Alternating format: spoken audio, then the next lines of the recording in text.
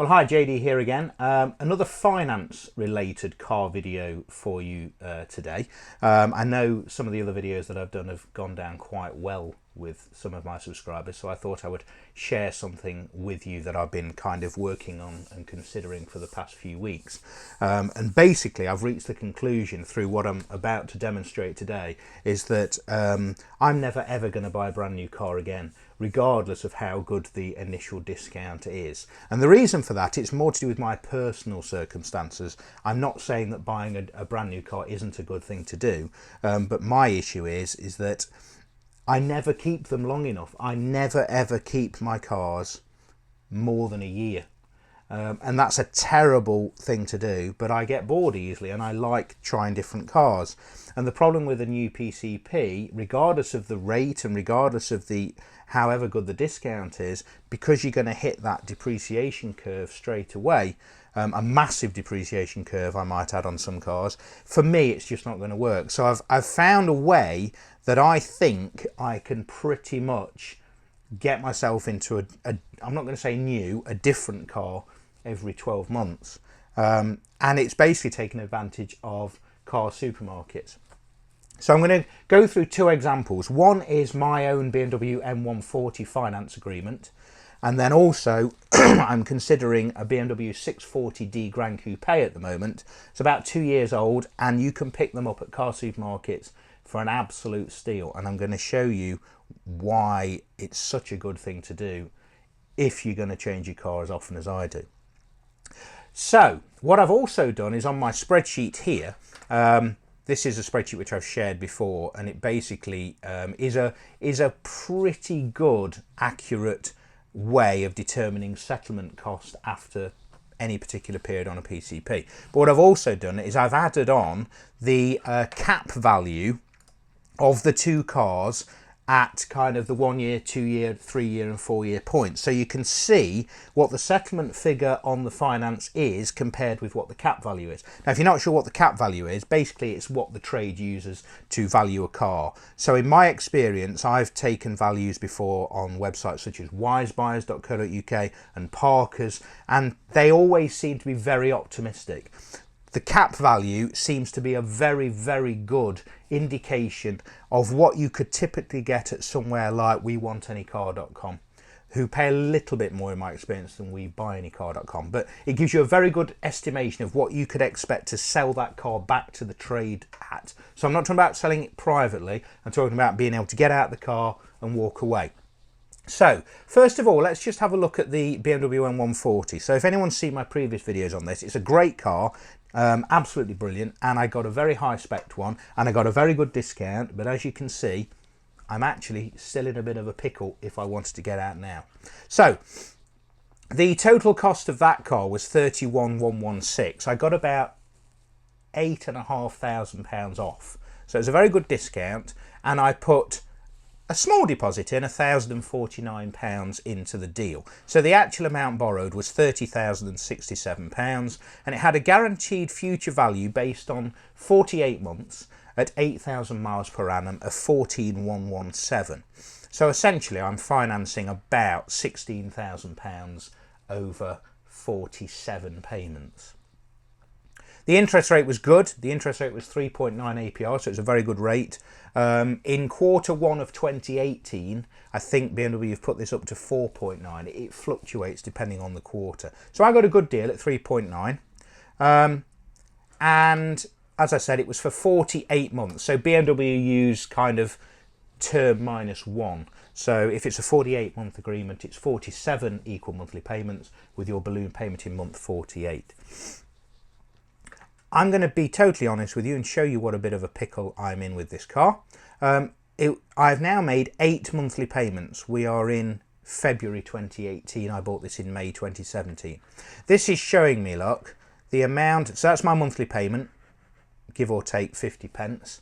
That's how much in month 8 I brought the capital down by, and that's how much interest I'm paying. So I am bringing the capital down by at least £315 a month. And that's the amount of interest I'm paying. However, look at the nuts and bolts of the situation. This is the amount to settle after 8 monthly payments on that agreement. Now, I've got a settlement figure from BMW, and let's say that is about £50 under what they have quoted me. So I don't know whether they charge an admin fee or whatever, but we're, give or take £50, we're pretty spot on with the settlement. I've got a cap value based on my car as of February 2018. Now, I haven't bothered putting in all the options because, let's be honest, do options make a big difference on what a car's worth to the trade? In my experience, not a great deal. So this is absolute minimum, but the cap value, the clean value, which is basically a car that they can pretty much turn around and sell and they don't really have to do anything to, get this. Oh, let me just, is this, at February 2018, is 21,950. 21,950, and I owe 27,700. So at this point in time, £5,570 in negative equity if I want to get out of that car. Now, I know I can get a bit more. So this is worst case scenario. So don't think I'm that much negative equity, but I'm using it as an extreme example. I know I can get about 23 and a half for that car. But even so, we're still looking at over £4,000 negative equity. Now let's say, okay, well, that's not too bad. Obviously, it's ridiculous wanting to get out month 8, but I am ridiculous when it comes to cars. So let's go to the 12-month point. Oh, okay then. So at the 12-month point, to get out would be about 26,400 to settle.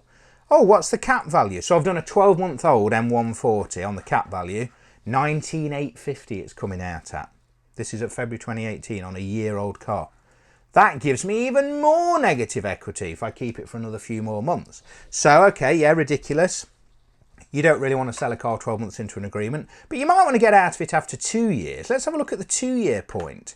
So at the 2-year point, settlement figure 22,400 maybe, 22,368. So you'd think, well, 2 years in, surely I could pretty much get out of that agreement by now. Oh no, the cap value, 17,350 on a 2-year-old BMW M140. So I'm still £4,800 in negative equity based on the cap value. Okay, well, let's go to 2.5 years. 2.5 years. Well, I haven't done 2.5 years, bear with me. Let's go to 3 years. 3 years then. So we're getting there. So I've kept the car 3 years, 18,186 to settle, 15,950 on the cap value, which means we're still £2,000 in negative equity after 3 years. Now, I know there might be people saying, well, it's your fault, you did it over a 4-year term. Well, yes, of course, because if I go to the 4 years, obviously we can walk away. Well, actually, we might make a bit of profit, interestingly, because cap value on a 4-year-old M140, although they don't exist, so I've based it on an M135i, is about 15,100. So yes, if I ran it to full term, and that's why I'm saying if you run a PCP to a full term, cracking, you know, this is a very good deal. I'm not disputing the fact that PCPs aren't a good deal when the car's new, because you do get incentive rates, you do get dealer contributions, you do get discounts. I'm not disputing that. But what I'm saying personally for me, or anybody out there who likes to change their car very often, as you can see, it doesn't work. Even after 36 months, 30 months, 2 years, we're still in a mega amount of negative equity. Now, you imagine if we'd have paid book price for this car. Imagine if I'd have paid, let's just see out of interest, if I'd have paid 39,000 for this car with the same deposit, my monthly payment would have been, let's have a look, nearly £600 a month. And after 1 year, £12,500 in negative equity. So I'm going to show you what I've discovered. So I'm currently looking at a BMW 640D Grand Coupe, and it has a retail price of, bear with me, I'm going to put this back in. Oh, hang on a minute. It has a retail price of 24,999, and I'm going to put no deposit in. And it has a guaranteed future value based on 10,000 miles. I did the other one 8. So 10,000 miles of, I think, 10,215 after 4 years. The only difference with this is the interest rate's a bit higher. I've got it to 6.9, which, to be fair, on a used car, you'd be lucky to get better than 6.9% APR at a BMW dealer, to be fair. And with this, it's a full term. So it's a 49-month agreement. So let's be fair. Let's keep it, to make it a fair comparison. So this one, unlike BMW being 47 monthly payments and month 48 being your guaranteed future value or your balloon payment, with this one, it's 48 monthly payments with month 49 being your balloon payment. So obviously you're paying more interest because it's almost twice the interest rate. But let's just have a look out of curiosity. So doing exactly the same thing. At month 12, well, I've had enough of that car. Now, bearing in mind, I've put no deposit in on this example. The other example, I put £1,049 in. I put no deposit in. The settlement after 12 months is 21,997.76. Okay, 21,997.76. The cap value. So the absolute kind of minimum, as I said, that the trade will give you. You'd probably get a bit more than this if you shopped around, but kind of the price that you could probably get from We Buy Any Car, etc. 21,850.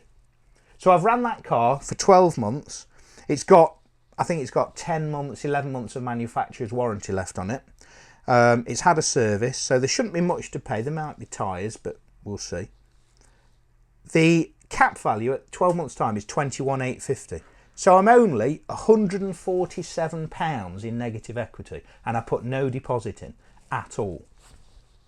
Gets more interesting. Let's go to month 24. Settlement figure at month 24 on this agreement is 18,500, something like that. Cap value, 19,050. £568 in positive equity. So I could keep this car for 2 years. I've only paid 25 grand for it. Bearing in mind it's a 70 grand car, retail. Already 500 odd pounds in positive equity. So what I'm saying is, because I like to change my car very often, I could pretty much get out of this deal at any time. And I don't think I might have to pay 100 quid, but I ain't going to pay 5 grand. So what I'm saying is, for me, if there's anyone out there who likes, you know, nearly new cars and who likes to change very often, and you don't really want to put a deposit in, I think this is a much better way to go.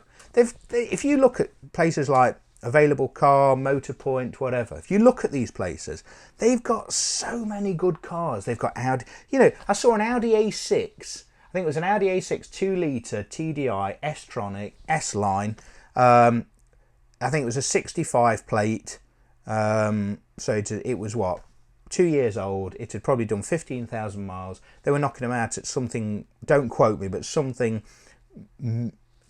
23, 24 grand. That's going to cost you probably £350 a month.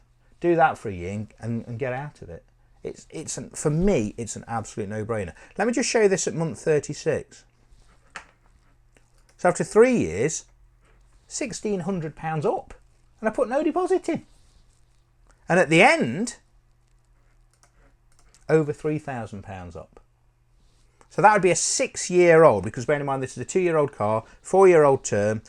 In 6 years, the cap value on a 640D Grand Coupe is about £14,000, and on this, 3,100. Actually, it's over £3,000 in positive equity. Now, as you can see, we're paying more interest. In the first few months, we're only paying 260 odd pounds down on the capital, whereas with the M140, we're paying 315.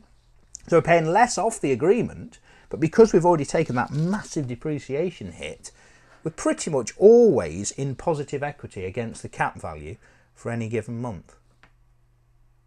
So that's the way I'm going from now on. I hope that was interesting. Please comment and subscribe, and I'll see you next time. Thanks for watching.